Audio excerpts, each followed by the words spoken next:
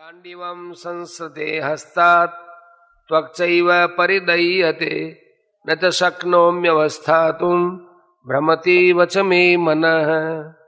हाथ से गांडीव धनुष गिर रहा है और त्वचा भी बहुत जल रही है तथा मेरा मन भ्रमित सा हो रहा है, इसलिए मैं खड़ा रहने में भी समर्थ नहीं हूं।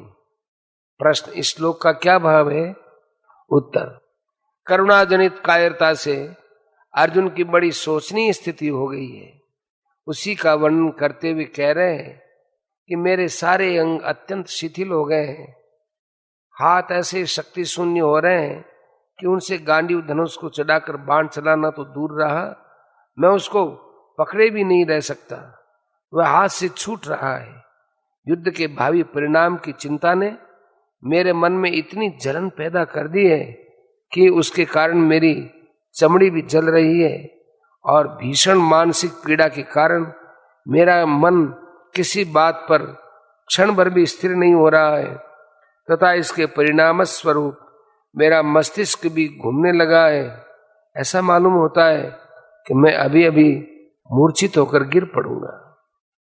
प्रश्न, अर्जुन का गांडीव धनुष कैसा था और वह उसे कैसे मिला था? उत्तर, अर्जुन का गांडीव धनुष दिव्य था, उसका आकार ताल के समान था। गांडीव का परिचय देते हुए बृहन्नला के रूप में स्वयं अर्जुन ने उत्तर कुमार से कहा था, यह अर्जुन का जगत प्रसिद्ध धनुष है, वह स्वर्ण से मंडा हुआ है, सब शस्त्रों में उत्तम और लाख आयुधों के समान शक्तिमान है। इसी धनुष से अर्जुन ने देवता और मनुष्यों पर विजय प्राप्त की है। इस विचित्र रंग रंगीले, अद्भुत, कोमल और विशाल धनुष का देवता, दानव और गंधर्वों ने दीर्घ काल तक आराधन किया है। इस परम दिव्य धनुष को ब्रह्मा जी ने 1000 वर्ष, प्रजापति ने 503 वर्ष, इंद्र ने 85 वर्ष, चंद्रमा ने 500 वर्ष और वरुण देव ने 100 वर्ष तक रखा था। ये बात महाभारत विराट पर्व 43वें अध्याय में है।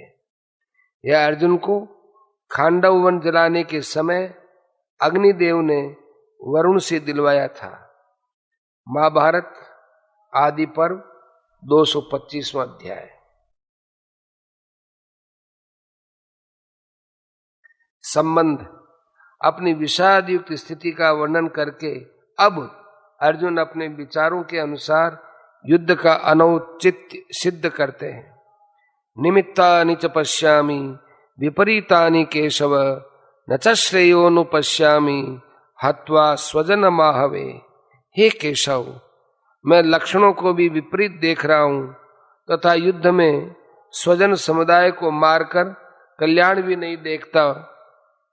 प्रश्न, मैं लक्षणों को भी विपरीत देख रहा हूं, इसका क्या भाव है? उत्तर, किसी भी क्रिया के भावी परिणाम की सूचना देने वाले शकुन आदि चिन्हों को लक्षण कहा जाता है। श्लोक में निमित्तानि पद इन्हीं लक्षणों के लिए आया है।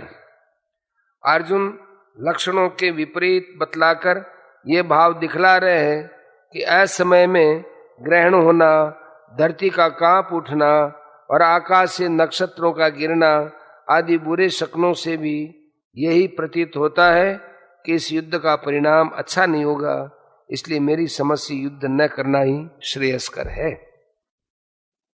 प्रश्न, युद्ध में स्वजन समुदाय को मारकर कल्याण भी नहीं देखता, इस कथन का क्या अभिप्राय है? उत्तर, अर्जुन के कथन का भाव यह है, युद्ध में अपने सगे संबंधियों के मारने से किसी प्रकार का भी हित होने की संभावना नहीं है, क्योंकि प्रथम तो आत्मीय स्वजनों के मारने से चित्त में पश्चाताप जनित क्षोभ होगा, दूसरे उनके अभाव में जीवन दुखमय हो जाएगा और तीसरे उनके मारने से महान पाप लगेगा।